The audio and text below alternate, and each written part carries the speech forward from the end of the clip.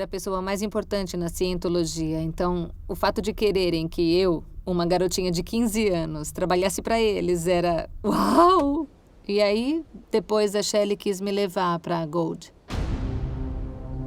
Fica na Califórnia, onde, afinal de contas, estão os maiores executivos da cientologia. Então, para mim, poder ir da Flag para Base era... Ah, meu Deus!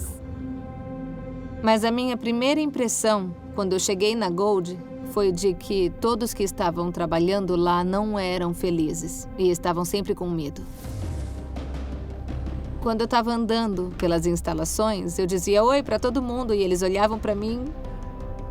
Quem é essa pessoa? Por que você está tão feliz? E eu pensava, o que está acontecendo aqui?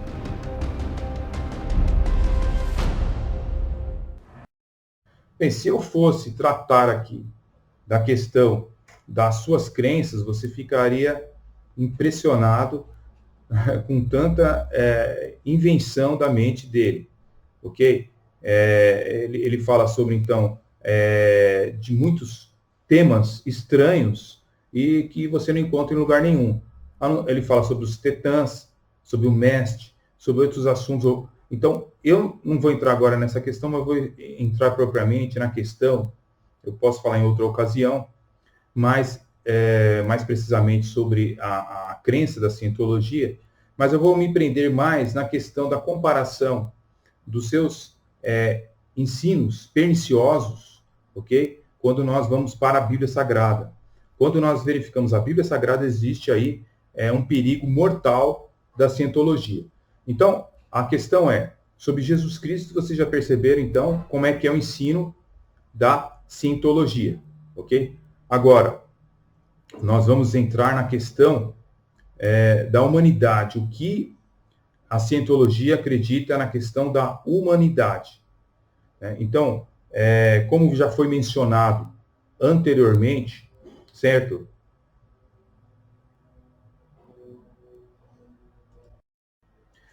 Saudações cristãs, sejam bem-vindos ao canal Espada Triunfante. Meu nome é Marcos Lopes, sobre o estudo da cientologia. Estamos analisando, à luz da Bíblia Sagrada, o que ensina a cientologia, né? E o seu livro, né? Que é a Dianética, o poder da mente sobre o corpo, ok? Que é praticamente a Bíblia da cientologia. Nós observamos aqui, na página 11, por exemplo, no tópico 5, diz o seguinte: a natureza básica do homem é descoberta em Dianética, ao invés de ser adivinhada ou postulada, visto que esta natureza básica pode ser totalmente posta em ação em qualquer indivíduo. E descobriu-se que esta natureza básica, ela é boa. Ou seja, contrariando totalmente as escrituras sagradas, no caso a Bíblia, diz que a Dianética, de que a natureza do homem é uma natureza boa. Mas a Bíblia Sagrada diz ao contrário, que todos são pecadores e precisam de reconciliação com Deus Todo-Poderoso. Ok? A Bíblia diz em Romanos 13, 23 que todos pecaram. A religião cientologia diz que não existe essa história de pecado. Ou seja, é uma religião humanista. Ok? Nós estudamos no vídeo anterior quem foi o fundador, no caso, L. Ron Hubbard, né? Ele foi o fundador desta seita. E apresentamos no vídeo anterior também um estudo sobre o que a seita pensa sobre a pessoa de Jesus Cristo. Bem, o seu fundador, ele morreu em 1985, ok? Mas o produto da sua mente, né? Ou seja, ele era autor de livros, né? De livros de ficção científica, ele descobriu que a melhor maneira de ganhar dinheiro não seria escrevendo sobre ficção científica, mas formando uma religião, como ele mesmo disse, certo? Nós vemos nas palavras de L. Ron Hubbard o seguinte, É ridículo escrever para ganhar 1 centavo por palavra. Se alguém realmente quer receber $1 milhão, deve iniciar a sua própria religião. E foi justamente isso que ele fez. Formou a sua religião, produto da sua mente e do seu coração decaído, e ela se espalhou entre, inclusive, as celebridades de Hollywood, conforme nós vimos no vídeo anterior. Bem, em 1950, ele publicou o seu best-seller, né, que é este livro aqui, ok? No qual se tornou o livro, praticamente o livro texto da sua religião, da sua religião, que foi inventada por ele em 1955, conhecido popularmente como Cientologia, ok? Então ele nasceu no Nebraska, Estados Unidos, e passou a maior parte da infância em Helena, Montana. Estudou na Universidade George Washington e, de acordo com as publicações, graduou-se em mérito em engenharia civil. Entretanto, os registros da universidade indicam que ele frequentou a escola somente por 2 anos e no segundo ano foi reprovado em física e submetido ao conselho acadêmico. Ele teve sucesso, sim, mas como escritor de ficção científica, na década de 1930, ok? Antes da publicação de Dianética. Né? Aos 29 anos de idade, organizou, então, uma organização internacional de cientologistas e 10 anos mais tarde, em 1950, ficou famoso com a publicação deste livro, que tornou-se praticamente a Bíblia da sua religião, quando vendeu milhões de cópias nas 3 décadas seguintes. O seu filho, dentre os filhos que ele tinha, o De Molf, era um dos 5 filhos e que mudou o seu nome para denunciar o pai, e ao afirmar que o pai, né, no caso Harnack, né, era um dos maiores trapaceiros do século, segundo um dos seus filhos declara. Então, mas, ao meio de tudo isso, nós vemos aí que Harnack, ele deixou aí uma religião que, com muitos membros, ele orgulhava-se de ter, segundo as estatísticas da religião, em 1985, dizia ter 3 milhões de seguidores. Então, agora nós precisamos entender, deixando um pouco da história do fundador, entender um pouco do pensamento da cientologia. Bem, sobre os seus ensinos, como eu já disse no vídeo anterior, houve elementos da psicanálise de Freud e pensamentos orientais. E ao meio de tudo isso, nós vemos aí ele formar doutrinas muito estranhas, né? Então, nós temos aí concernente à humanidade, né, concernente ao povo do planeta Terra, ele encarava a humanidade como procedente dos tetãs caídos. Ou seja, o homem tem o potencial para ser orientado, auditado, segundo a palavra que é usada dentro da cientologia, ou seja, ele deve ser orientado, auditado, a fim de chegar a uma consciência de sua divindade pré-mestre. Né? Então, ele tem que estar consciente dessa divindade. Né? Algo que lembra bastante os Mormons. Né? Como outros grupos religiosos orientais, né, a cientologia não faz distinção entre Criador e a criação. Então, é um dos pontos peculiares da religião cientologista. Inevitavelmente, isso leva a importantes considerações. O cristianismo sustenta firmemente a distinção entre Deus e a criação. Né? Já na religião formada por este homem, é uma religião que tem a sua interpretação panteísta das coisas. Né? Os seres humanos são criados à imagem do Deus Todo-Poderoso, não a de um tetá, como é explicado por esta religião. Já o cristianismo entende que o homem está num estado de queda e rebelião ativa contra Deus, conforme a palavra de Deus diz em Gênesis, capítulo 3.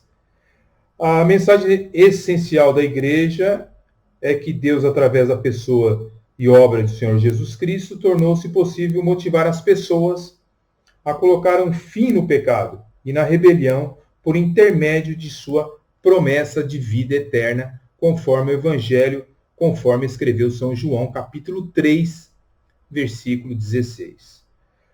Como eu dizia para vocês, o pecado não existe na mentalidade da cientologia. Não existe nada como o pecado ou o mal. Então, são essas distinções que colocam a cientologia como uma seita, ok? Porque ela afasta o homem da sua comunhão para com Deus. Então, nós temos aí uma interpretação bem diferente do cristianismo bíblico. Então, quando eles vão interpretar a cientologia sobre a questão de Deus, né, veja o que diz a cientologia sobre Deus. Existem deuses que estão acima de todos os outros deuses, e deuses além dos deuses dos universos.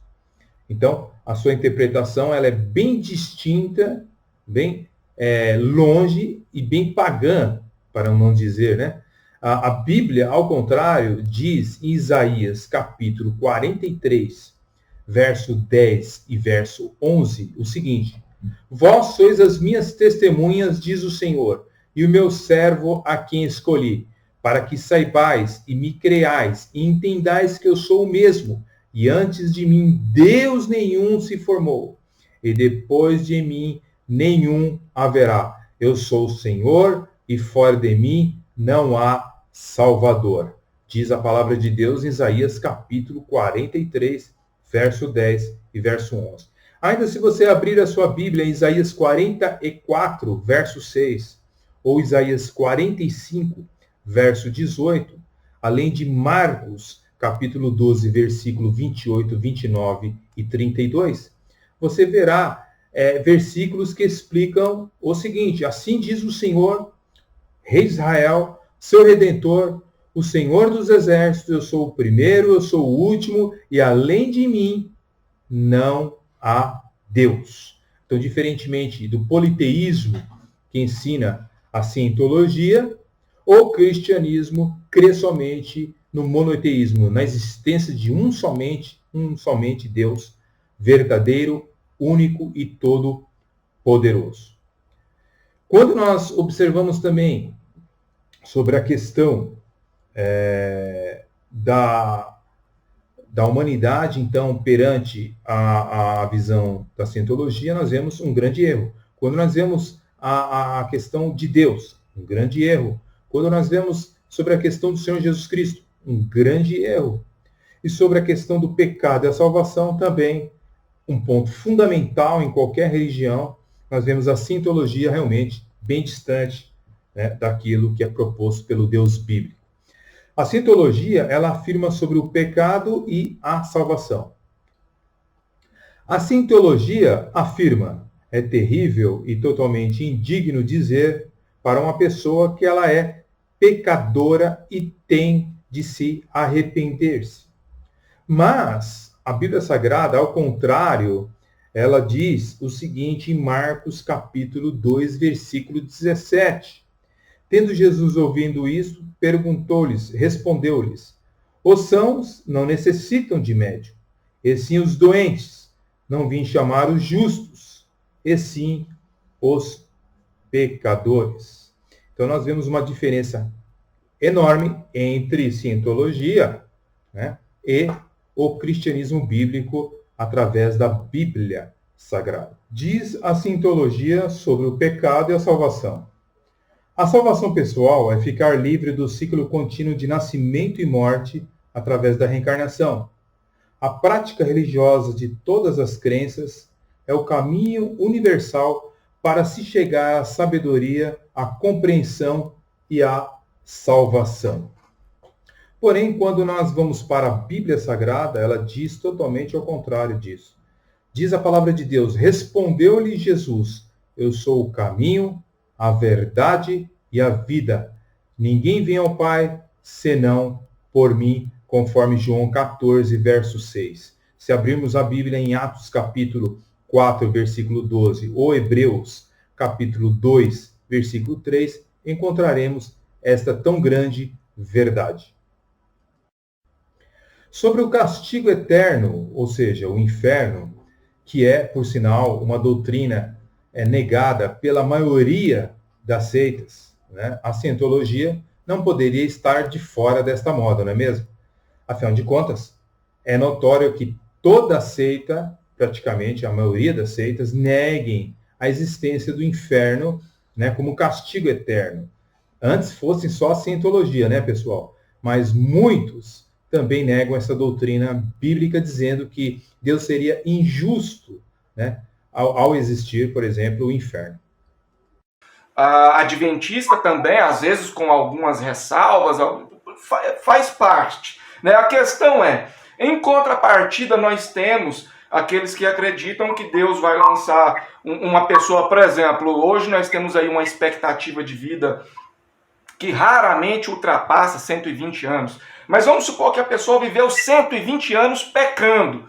Né? A gente ignora a idade da infância, a pessoa viveu 120 anos pecando, não se arrependeu, então a maioria das pessoas que se dizem cristãs acreditam que Deus vai lançar essa pessoa no inferno e ela ficará queimando eternamente, tal e tal e tal.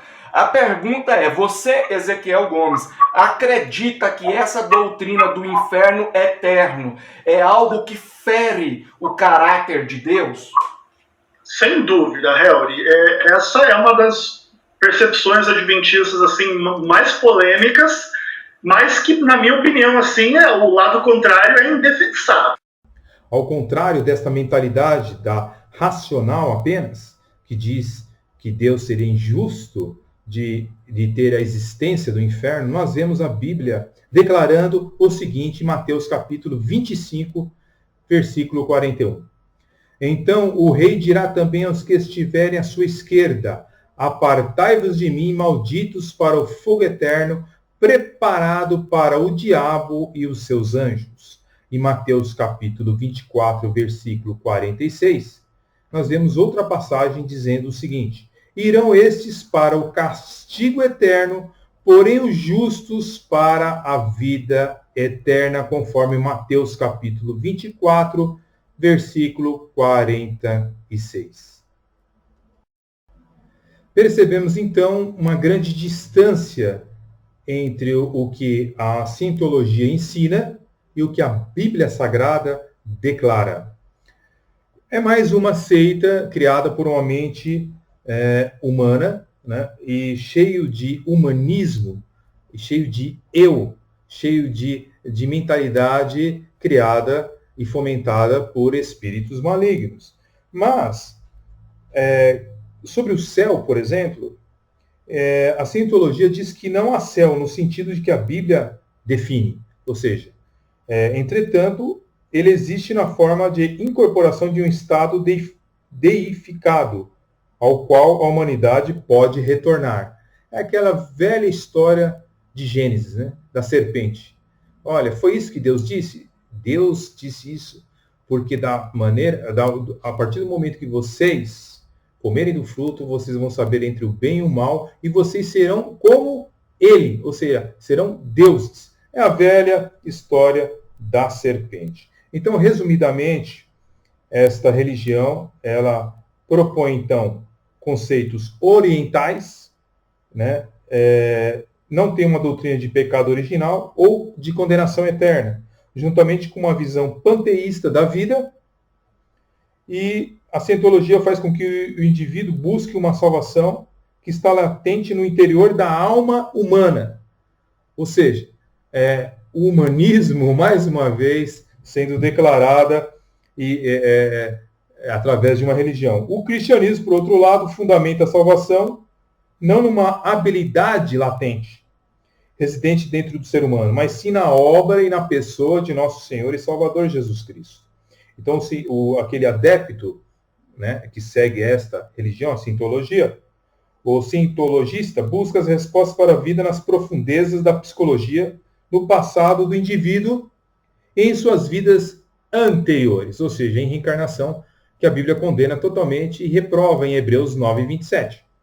O cristianismo também defende no passado, mas o que ocorreu historicamente na crucificação e na ressurreição de Jesus Cristo, e não num passado baseado em especulações psicológicas. Concluindo, então, há uma enorme, um mar de diferença entre a sintologia e o cristianismo bíblico e, logicamente, para com a Bíblia Sagrada, a sintologia está bem distante. Então, se uma pessoa ela entrega a sua vida, né, depositando e confiando em livros como este, né, e depositando a sua vida eterna em Hal Harbat, né, e no seu livro Dianética e nos seus ensinos, certamente ele terá um grande problema quando ele partir para a eternidade e deixar este mundo. Meus queridos, fiquem na paz, Deus abençoe grandemente e até o próximo estudo. Amém?